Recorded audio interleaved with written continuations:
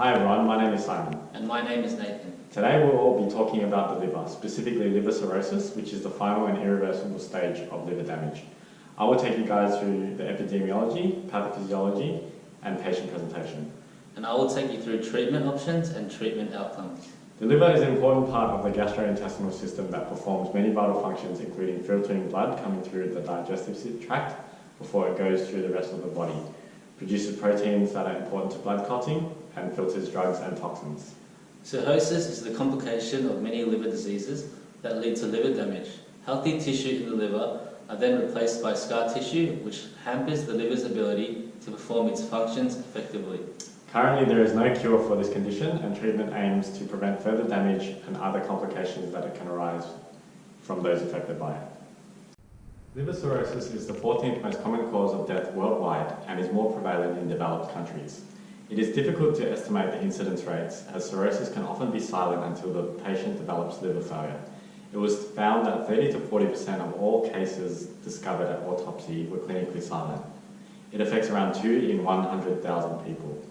The most common causes of liver cirrhosis are long-term excessive alcohol consumption, hepatitis C, and non-alcoholic liver fatty disease. The type of incidence depends on location around the world. In Western countries, alcohol consumption is the leading cause of cirrhosis, but in Asian countries, it is hepatitis B. Around the world, hepatitis B accounts for 37.3% of all liver cirrhosis cases, alcoholic liver disease 24.1%, hepatitis C 22.3%, and non-alcoholic liver fatty disease 16.4%. On to the pathophysiology. To understand what cirrhosis does to the liver, it is important to understand how blood travels through the liver. Most of the liver's blood supply comes from the intestinal veins as the blood returns to the heart. The main vein is called the portal vein. This passes through the liver and breaks up into smaller veins, and the smallest of these are called sinusoids, which is lined with liver cells called hepatocytes. This close contact between the portal vein and these hepatocytes allows the liver to filter the blood, and these sinusoids lead into larger veins, which then becomes the hepatic vein, which then returns all this blood to the heart.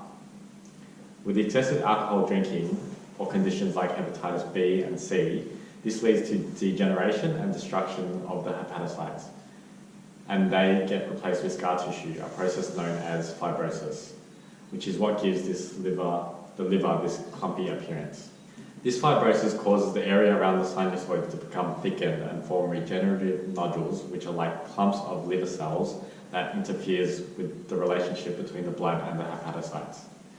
This obstruction in the flow of blood through the liver causes blood to back up in the portal vein, so the blood finds other pathways through the liver so that it can still perform its functions, a condition called portal hypertension.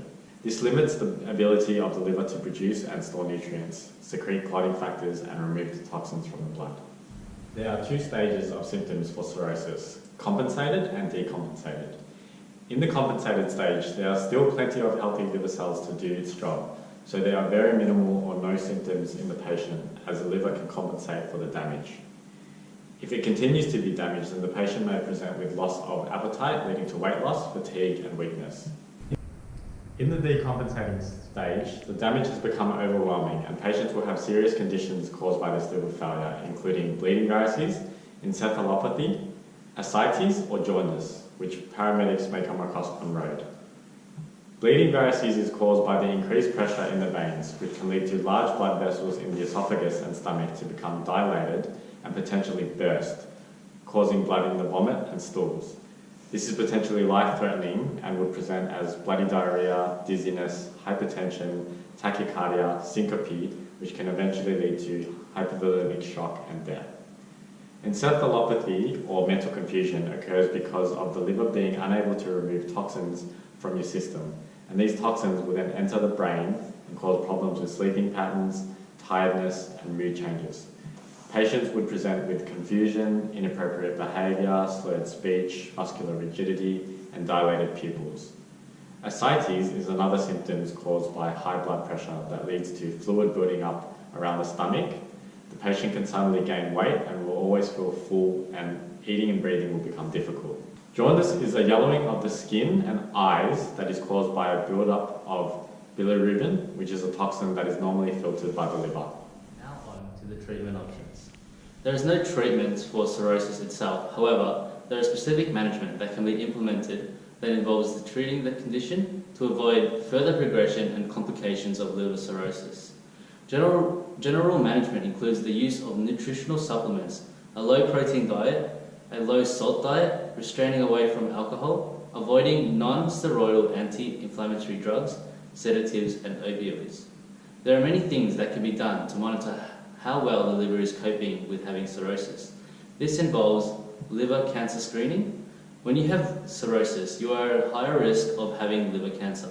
Liver cancer is very serious, so an ultrasound of the liver and blood test every 6 months can be performed to monitor the progression of cirrhosis.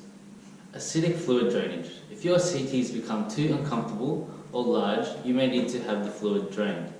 A low sodium diet and medication to prevent the fluid buildup in the body may help control CTs and swelling. Getting vaccinated. People with cirrhosis are more prone to getting infections like flu and pneumonia. Therefore, getting regular vaccinations is essential to reduce the chance of getting these infections. It is critical for liver cirrhosis patients to obtain hepatitis A and hepatitis B immunizations to protect the liver from developing these diseases, as getting these infections may put further strain on the liver. Maintaining healthy bones. People with liver cirrhosis have a tendency to have thinning of the bones such as osteopenia and osteoporosis. The development of bone thinning increases the chance of having bone fractures. A healthy diet high in calcium and vitamin supplements may be recommended to prevent this from happening. Good nutrition is very important to support your liver's function when you have liver cirrhosis. Nutritional deficiencies, weight loss, and muscle wasting are common in liver cirrhosis and can be managed with the right diet. A dietitian may be a useful resource to help formulate an eating plan that focuses on a high-energy, high-protein diet to maintain muscle and keep the body working normally. A diet involving a variety of food groups, including breads and cereals, fruits and vegetables, lean meats and alternatives like lentils and legumes, and dairy alternatives like soy can help to reduce the progression of liver cirrhosis. Each group provides the body with essential nutrients. Additionally, transplantation of the liver is an important option for treating patients with advanced cirrhosis. Treatment of cirrhosis is designed to prevent further damage to the liver, which enables patients to prevent or detect liver cancer early. Now on to treatment outcomes. The treatment options for liver cirrhosis are very limited due to the condition having numerous causes and complications. Treatment for cirrhosis is determined on the cause and the extent of liver damage. The outcomes of treatment aim to slow the progression of scar tissue and to prevent or treat symptoms and complications of cirrhosis. Due to the prevalence of liver cirrhosis occurring with a combination of a range of factors, it leads to difficulty measuring and predicting the life expectancy.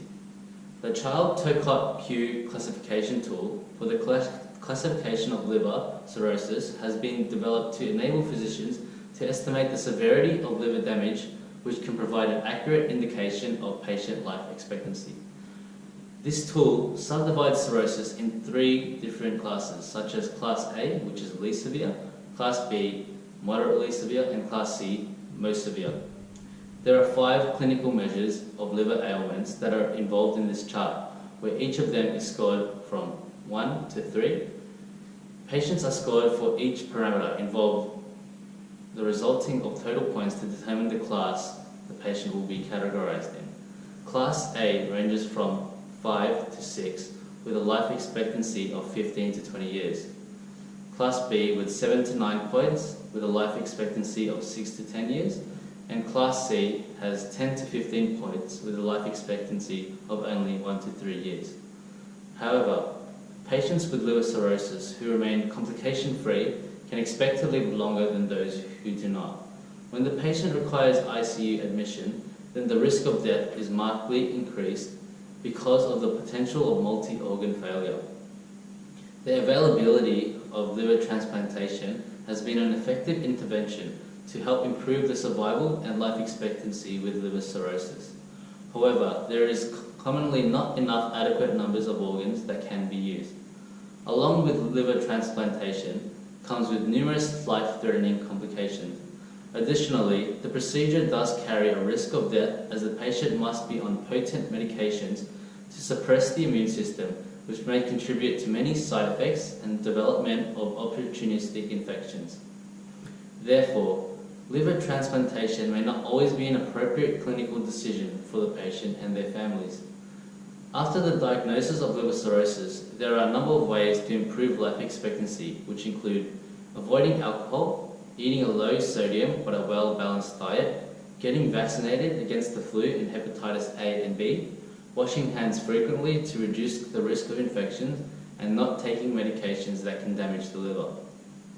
Although there is limited clinical interventions that can be utilised in a pre-hospital setting, the appropriate management of liver cirrhosis is paramount to prolong the survival of these patients. Simon and I have taught you something about liver cirrhosis, how it occurs, who is vulnerable, how patients present, and what their treatment options and outcomes are. Liver cirrhosis is a process that is poorly understood because of the multiple mechanisms that can cause it, which is why there are limited strategies to treat it. Further studies should look to better understand the pathology so that more effective therapeutic treatments can be developed.